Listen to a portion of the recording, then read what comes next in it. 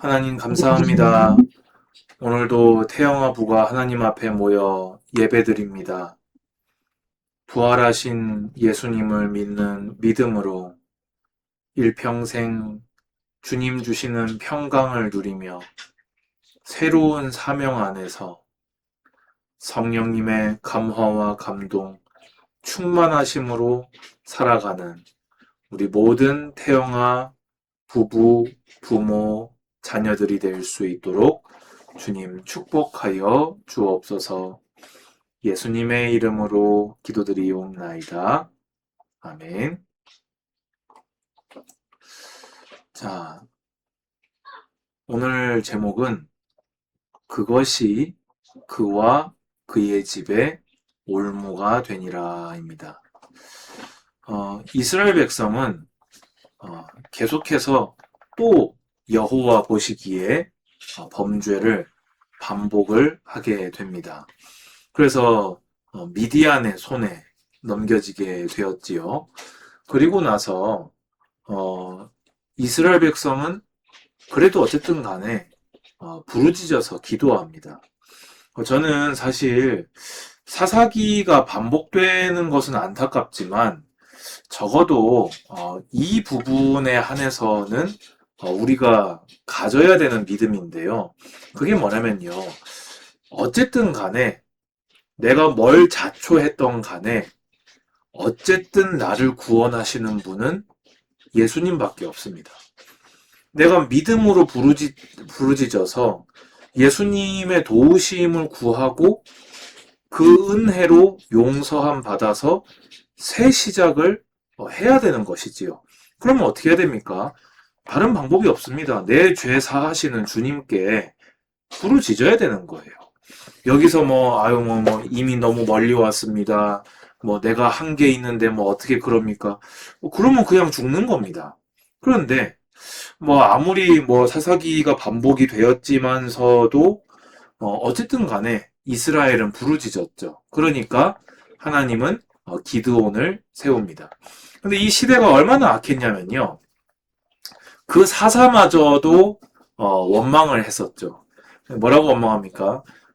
우리를 애굽에서 구원한 그 하나님의 역사가 어디 있습니까? 그럼 쉽게 얘기해서 하나님과 함께 하시는데 우리가 왜 이런 일을 당했습니까?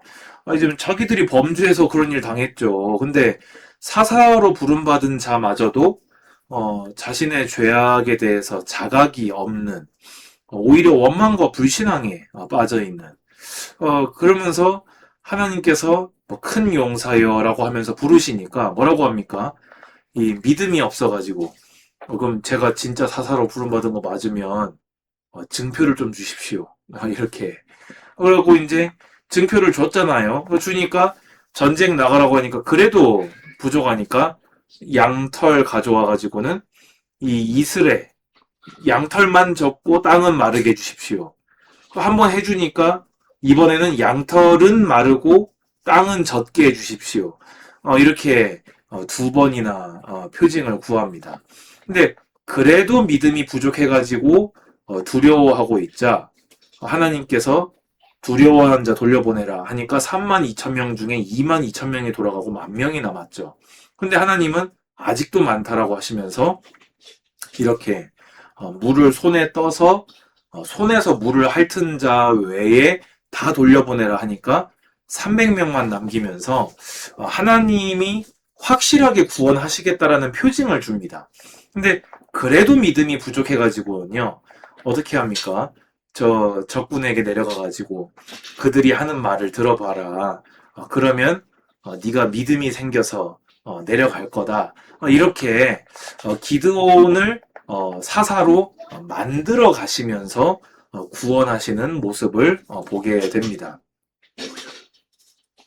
우리 태영아부 부모님들이 부부가 여러분들이 가져야 되는 그 믿음이 있습니다. 그게 뭐냐면요. 우리는 완전하지 않지만 하나님은 우리를 때로는 징계도 하시지만 그래도 인내하시고 그래도 기다려 주시면서 우리를 만들어 가시는 하나님이심을 믿으시기 바랍니다. 부부를 서로 바라보면서도 소망을 품으시고 믿음을 가지시기 바랍니다. 나도 만들어 가시는 하나님이 우리 부부를 서로 만들어 가시겠구나. 또 우리 자녀도 하나님이 때를 따라 돕는 은혜로 만들어 가신다.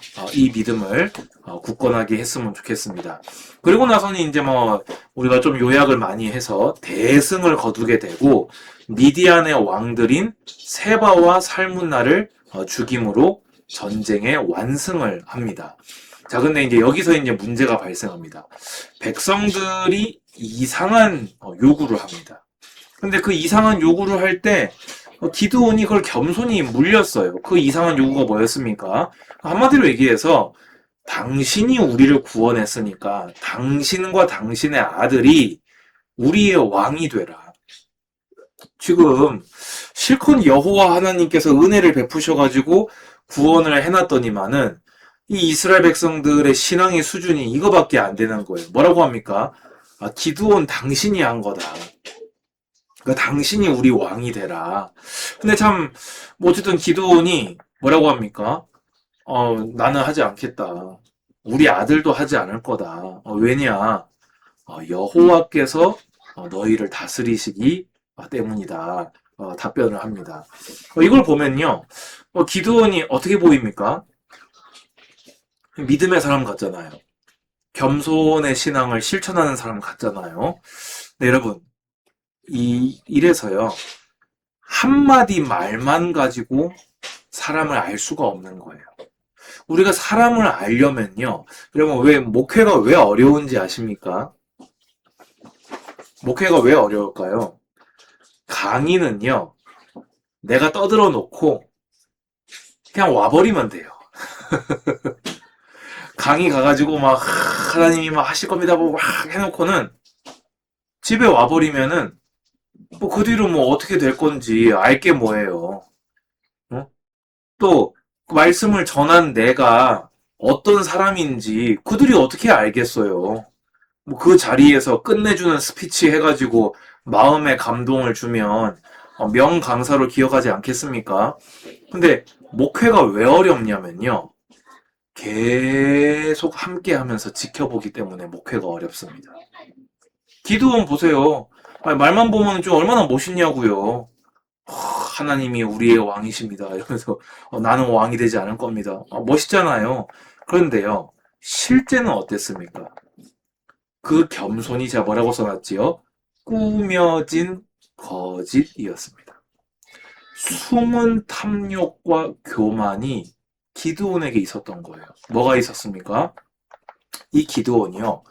세바와 살문나를 잡을 때 이 낙타 목에 있던 초승달 장식을 탐냅니다. 이 초승달 장식이 뭐였을까요? 왕이 그 당시에 초승달 장식을 달고 있었다. 아이고 예쁘다 이래가지고 액세서리였을까요?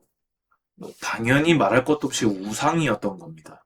근데 이 우상을요, 이 전리품으로 딱 취할 때 그때 기드온 마음에 탐심이 딱 들어온 거예요. 근데 어떻게 됩니까? 이 왕 되라고 하는 건 거절을 했거든요. 왕 되라고 하는 건 거절해놓고 뭐라고 하냐? 그 탈취한 그 귀고리, 너희가 탈취한 그 금 우상, 그거 나 줘라. 그러니까 이 백성들이요 방금 전에 왕으로 추대하려고 했던 사람이 꼴랑 그 액세서리 달라고 하니까 우리가 즐거이 드리겠습니다 하고 막 이 겉옷을 펴가지고 막 이렇게 던져가지고 이 엄청난 무게의 금을 이렇게 받아오게 되거든요. 그래서 여기 보면은 의복과 또 이렇게 낙타 목에 둘렀던 사슬이라고 하면서 명백하게 이 기드온이 우상을 탐냈다는 것을 보여줍니다. 그런데 이렇게 딱 하고 나니까요. 기드온이 뭔 짓을 합니까? 금 에봇을 만들어 버려요. 그리고 그거를 자기 성읍 오브라에 두게 됩니다. 그걸 온 이스라엘이 그것을 음란하게 위했다라고 되어 있고요. 오늘 제목이죠. 그것이 기드온과 그의 집에 올무가 되니라 했습니다. 여러분 이건요 종합적인 범죄입니다. 여러분 에봇은 누가 만들라고 명하신 겁니까? 하나님이 율법으로 제사장을 위해서 만들라고 하신 겁니다. 기름을 발라 거룩하게 구별하고 하나님을 섬기기 위해서 만든 옷이 에봇입니다. 근데 그걸요, 심지어 에봇의 재료에 금이 들어갑니까? 안 들어갑니까? 안 들어가죠. 그러면 이 기드온이 레위 지파입니까? 아니잖아요.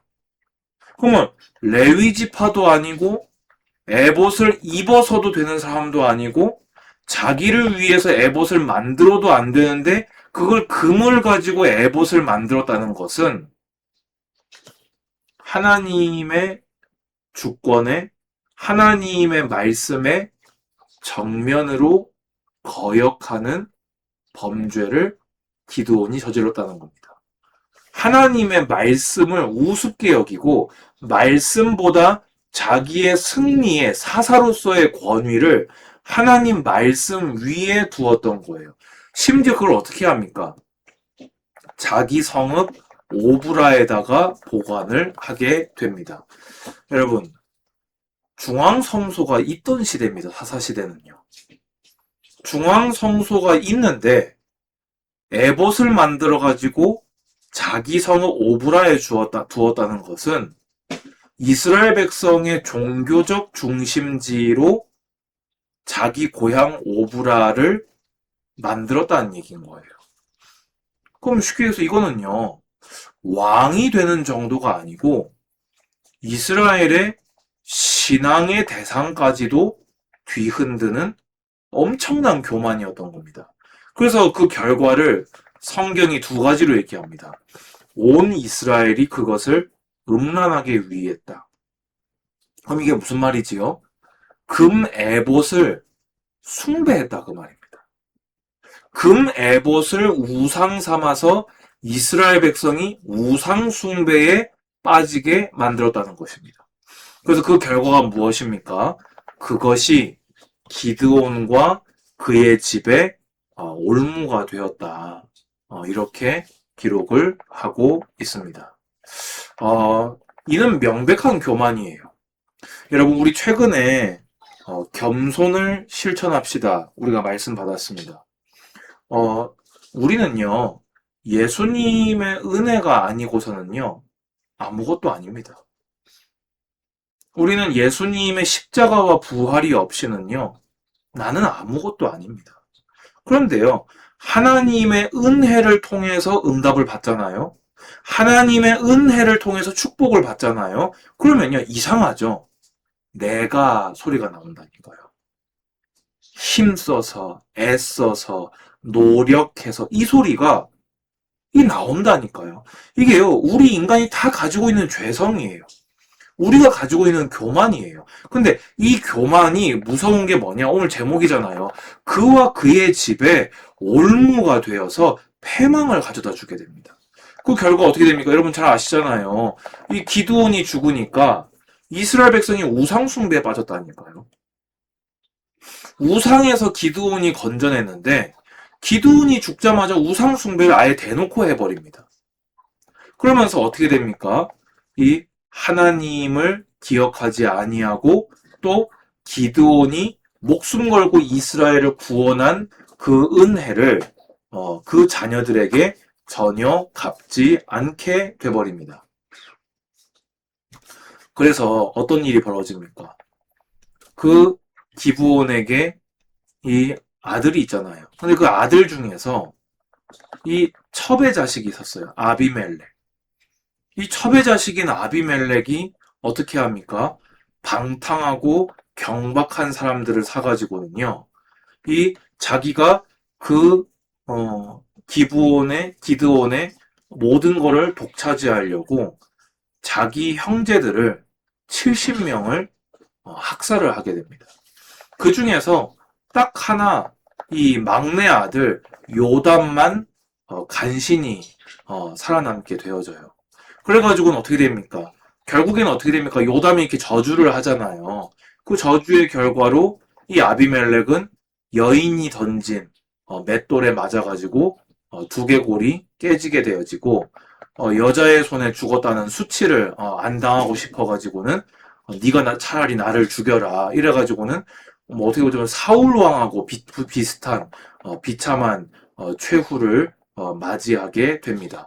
이 일에 대해서 하나님께서는 아비멜렉이 행한 그 악을 하나님이 갚으신 거다. 또 그러면서 그 아비멜렉과 동조했던 세겜 사람들 또한 이렇게 아비멜렉에게 학살을 당하면서 요담의 저주가 그들에게 응하게 됐다고 기록합니다. 오늘 말씀을 정리합니다. 저는요, 숨은 교만과 탐욕이 너무 두렵습니다. 저는요, 이렇게 신학교 공부하면서 제 눈에 이상하죠. 먼저 목회를 하셨던, 특히 큰 목회하거나 화려한 사역을 했던 목사님들의 타락과 범죄를 이렇게 보게 되어졌어요. 그걸 보니까요, 그분이 젊고 세력이 약할 때는 너무 순수하게 하나님의 영광을 위해 뛰는 것 같았어요. 그런데 인기가 생기고 나이가 들고 명예가 생기고 또 손을 뻗으면 차지할 수 있는 것들이 생겨나니까요. 이 목회자한테 금지되는 그 죄악들이 있지 않습니까? 여자, 돈, 특히 여자, 돈, 이 제일 큰 그것들이죠. 그런데요, 그렇게 돼버리니까 뭐가 문제가 됩니까? 저는요, 그분이 평생 해온 사역이 전부 다 거짓말처럼 돼버리더라고요. 제가 그래서요, 목사 안수 받으려고 저 처음에, 지금 벌써 이제 10년이 지났습니다만은, 처음에 준비할 때 제 기도 제목이 그거였어요. 하나님 앞에, 성경 앞에 끝까지 바른 목사로 죽게 해달라고. 교만에서 타락하거나 변질되지 않는 성경과 맞는 바른 목사. 하나님 보시기에 합당한 바른 목사로 쓰임받고 싶었어요. 저는 그분들이 처음부터 막 대놓고 막 교만과 탐욕을 막 숨기면서 했을 거냐, 그렇게 생각하지는 않습니다. 왜냐면요, 우리 모두에게는요, 이 숨은 교만과 숨은 탐욕이 있어요. 지금 우리가 다 여건이 안 되니까 이게 발현이 안 되고 있을 뿐인 거지, 이게 막 드러날 깜냥이 안 되니까 우리가 다 이런 거지, 사실은 그분들이나 우리나 다 똑같아요. 그런데 중요한 건 뭐냐? 그러면 다 교만과 탐욕을 부려야 됩니까? 저는 아니라고 생각합니다. 저는 아니라고 생각합니다. 제 기도 제목이, 제 목표가 뭐냐? 죽을 때 진짜 박수 받는 은퇴하고 싶어요. 그러니까 그 박수의 목적이 와, 유광 목사님 이게 아니라, 박수 받는 은퇴라는 말은 적어도 교만과 탐욕을 끝까지 절제하고 다스렸다는 증거 아닙니까? 그분은 그래도 끝까지 예수님의 종으로 살다 갔다. 그럼 자식들이 저를 기억할 때도, 우리 아버지는 뭐 큰 목회였는지 뭔지 모르겠지만은 적어도 교만하지 않고 탐심 부리지 않고 정말 순수한 하나님의 종으로 살다 가셨다. 여러분, 이게 우리가 전도지 되는 삶 아닙니까? 사사 보세요. 이 기도 이 사사라니까요. 예수 그리스도를 예표하는 사사인데요. 숨은 교만과 탐욕을 어떻게 하지 못한 거예요. 그러면 그 교만과 탐욕의 정체가 뭡니까? 하나님 위에 자기를 세우려고 하는 거예요. 또 특히 뭡니까? 하나님에게서 독립하려고 하는 교만이 반드시 패망을 가져옵니다.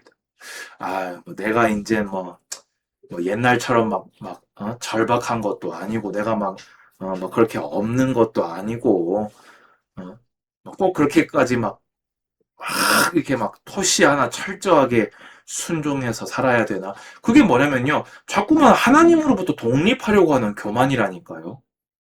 근데 그 결과가 뭡니까? 기드온의 온 자녀가 다 죽었어요.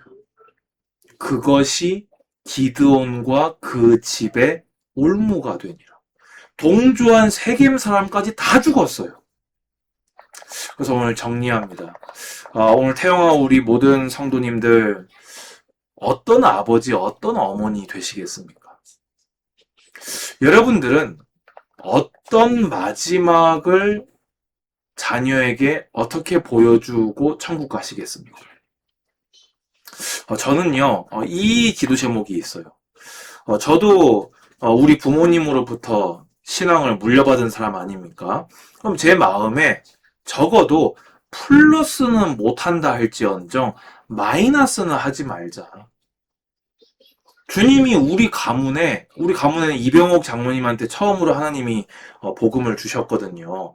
그러면 그게 아들 때인 저한테 와가지고 더 믿음이 진보해야죠. 더 믿음의 가문이 되어야죠. 근데 그렇게는 만약에 못한다 할지언정 뒤로는 안 가야 될 거 아닙니까? 나 때문에 내 자녀들의 믿음이 배려지는 사람이 되면 안 될 거 아닙니까? 적어도 우리 자녀들이 나를 기억하면서 우리도 그래도 아버지 같은 믿음의 삶을 살아야 되겠다. 그런 부모는 돼야 안 되겠습니까? 자, 그래서 오늘 마지막으로 이렇게 정리해 보겠습니다. 여러분, 철저하게 가난하고 상한 심령을 품으시기 바랍니다. 그게 뭡니까? 성경을 통해서 나를 바라보는 겁니다. 나는 죄인이라는 겁니다. 예수 그리스도의 은혜가 아니면 안 된다는 겁니다. 그게 가난한 심령입니다. 오늘도 하나님의 은혜가 아니고서는 성화의 길을 갈 수가 없어요. 자꾸만 죄의 습성으로 되돌아가는 게 그게 나예요. 그게 상한 심령이에요. 그게 있는 사람은요, 뭐가 됩니까? 겸손히 주님을 의지합니다. 겸손히 주님을 의지하는 사람은 주님을 의지할 때 받는 그 은혜를 가지고 겸손히 주님을 섬겨 살게 될 줄로 믿습니다. 오늘 이렇게 해서 준비한 설교는 다 마쳤습니다. 우리 모든 성도님들이 이렇게 끝까지 교만하지 아니하고 탐심에 무너지지 아니하고 주님을 온전히 섬겨 사는 믿음의 가장들이 되시기를, 또 우리 자녀들한테 부끄러움 없는 믿음의 선진들 되시기를 주님의 이름으로 축복합니다. 기도하겠습니다. 아버지 은혜를 감사합니다. 기드온의 숨은 교만과 탐욕이 그와 그의 집에 올무가 된 것을 봅니다.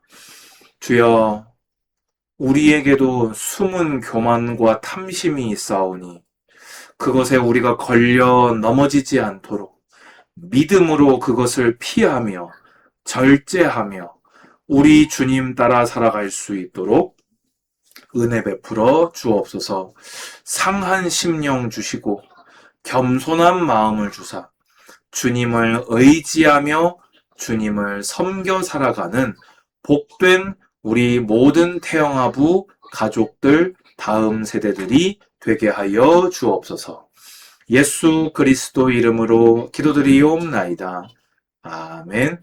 주 예수 그리스도의 은혜와 하나님의 사랑과 성령의 교통하심이 예배드리는 우리 모든 태영아부, 또 모든 가정, 모든 다음 세대들 머리 위에 이제로부터 영원까지 항상 함께 있을지어다. 아멘. 네, 감사합니다. 그러면은 제가 보이는 순서대로 호명할 테니까 돌아가면서 간단하게 포럼하시고 기도하고 오늘 예배 마치도록 하겠습니다. 네.